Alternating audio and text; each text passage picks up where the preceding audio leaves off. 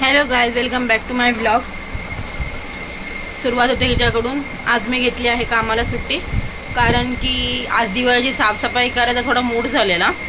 तुम्हाला दाखवते मी दिवाळीची साफसफाई कशी केलेली आहे ती। हे बघा, हे म्हणजे एवढीच नाही तिथे भांडी, ह्याच्यापेक्षा जास्त भांडी होती। आता नॉर्मली आम्ही लावायला काढली आहेत भांडी ही सगळी। तुम्हाला दाखवते, एक मिनिट। इग्नोर करा घरातला पसारा, कारण की साफसफाई चालू आहे। एक मिनिट। हे बघा,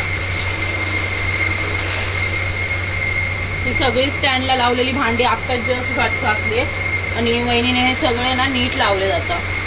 हे घरात मी एकटी असले की मी कसे पण लावते, पण ती असले की बरोबर सिस्टमॅटिकली लावते एकदम असं। हे तुम्हाला दाखवते मी। हे बघा, सगळा पसारा असा पडलेला आहे। आमचं घर काय एवढं मोठं नाही आहे, छोटं आहे, पण वस्तू भरपूर आहे। ही बघा, मी काय भांडी घासून दिली आहेत बस।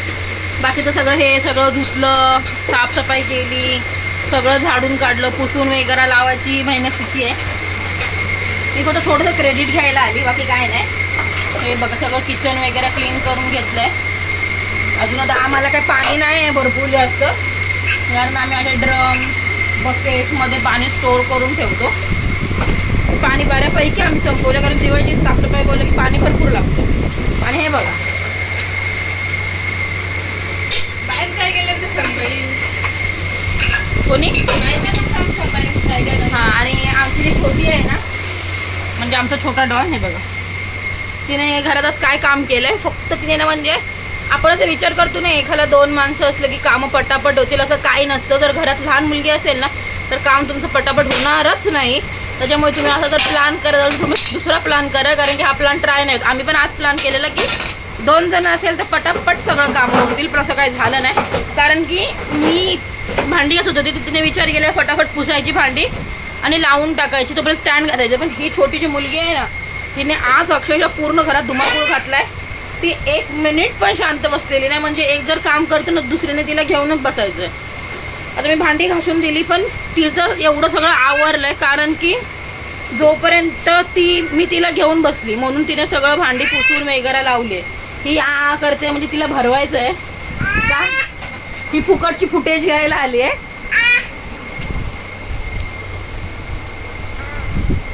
आता ती शांत बसेल। हे बघा, म्हणजे सगळी साफसफाई ऑलमोस्ट झालेली आहे। यावेळेस काही फराळ वगैरे नाही बनवणार आहे। तर कोणी जर दिवाळीला येत असेल घरी तर नका येऊ, तुम्ही घेऊन येणार असाल तर घेऊन या, पण आम्ही काय देऊ नाही शकत, कारण की आम्ही काय बनवणार नाही। कारण की तुम्हाला पण माहिती, तुमच्या घरात पण लहान मुलं असतील, लहान मुलांमुळे ना शक्यतो ह्या गोष्टी करायला नाही भेटत। आणि तिचा आता नॉर्मल दीड वर्षाचा डोस झाला आहे, तिला 1-2 दिवस झालेत देऊन।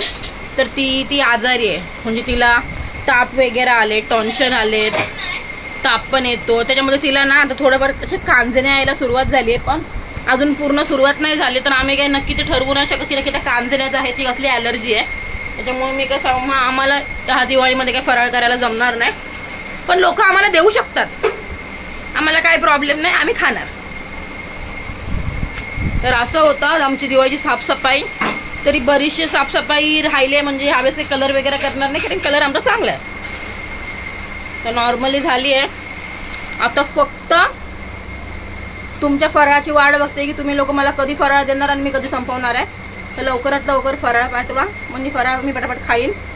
ऑलरेडी मी जाड आहे, अजून मला त्याच्यात जाड व्हायचं आहे। मी कॅलरीज बघत नाही, त्याच्यामुळे तुम्ही पाठवताना पण असं टेन्शन घेऊ नका की ही खाईल नाही खाईल, मी खाणार। हे बघा, मी कधी ब्लॉग बनवते किंवा मी काय शूट करते ना, तर ही मुलगी कधी शांत नाही बसणार। हिने असं ठरवलेलं आहे की आतून ब्लॉग करायला सुरुवात केली की मला रडायचंच आहे। त्याच्यामुळे तुम्हाला मी एवढीच साफसफाई दाखवू शकते।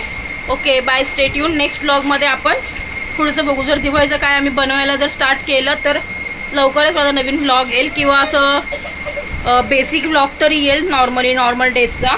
आता ही काय राहणार नाही, तर मला हिला घ्यायला लागेल। आमची कामं आता भरपूर तरी पण पेंडिंग आहे। घरातले यायच्या अगोदर पप्पा वगैरे आम्हाला आवरायला लागेल, नाहीतर ही जी काम आमची एकमध्ये होणार आहेत ना, जर ते लोक आले ना, अजून 2-3 तास नक्कीच एक्स्ट्रा जातील।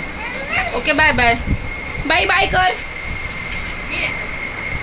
ती नाही करत, ती लाजते जरासं ब्लॉग मध्ये यायला.